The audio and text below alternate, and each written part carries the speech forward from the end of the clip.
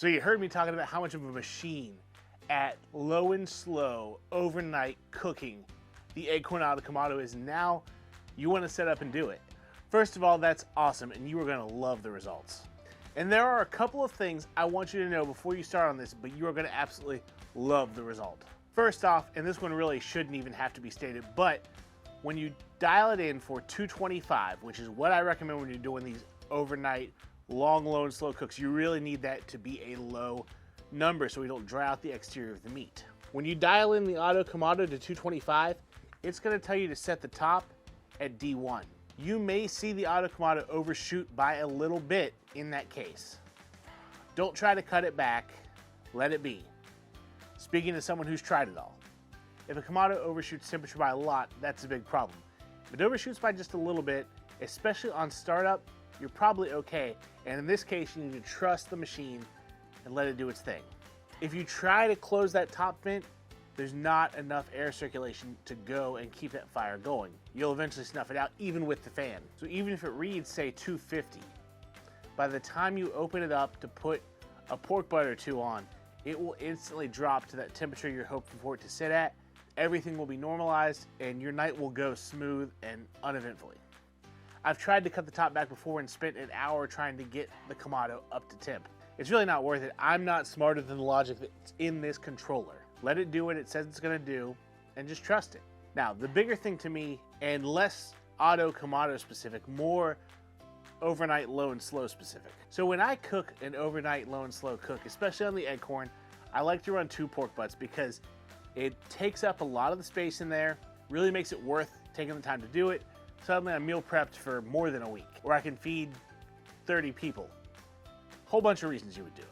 But whether it's 1 big brisket or 2 pork butts or however you want to do it, you're introducing a lot of fat that is going to slowly render. And unlike when I do my competition stuff, it'll be in the smoke for 2, maybe 3 hours. Enough time to get stuff rendering, but not really like start raining fat.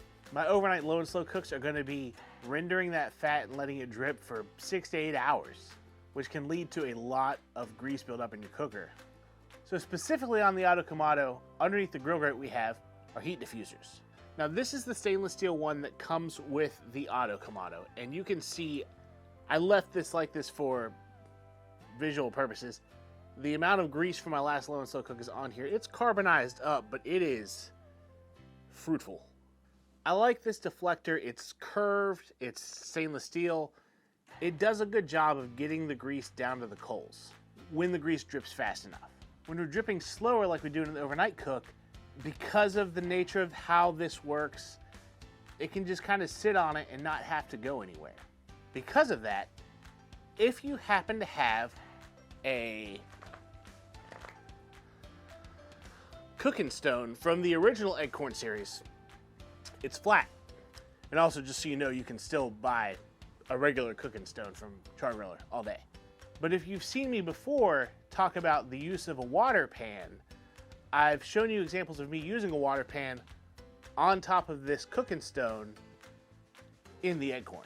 I like to use your classic aluminum foil pan. Now this is a full-size foil pan. For the Akorn, you need a half-size foil pan, but you can buy these at Sam's Club or your grocery store all day long. Now a lot of people have a regular pan that they just keep and reuse. I just like the disposability of the foil ones. You know, you can wash it out and reuse it a couple times, and when it gets bad, you can recycle it or do whatever you want to do with it.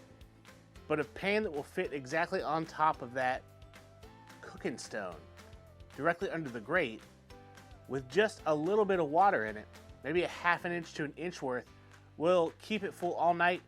What it will do is it will catch the grease, but the water will keep the grease from burning.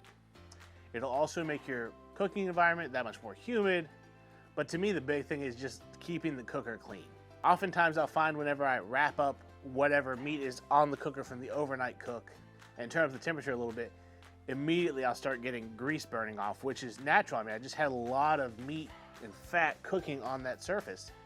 And usually whatever I'm cooking is wrapped up, so it's not being hurt, but just the idea of that much extra grease being in your cooker, if we can avoid it, I would like to.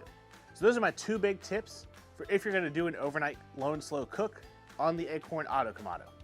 Now, if you wanna know more about what I'm talking about when I talk about a water pan, meet me over here, let's talk about it.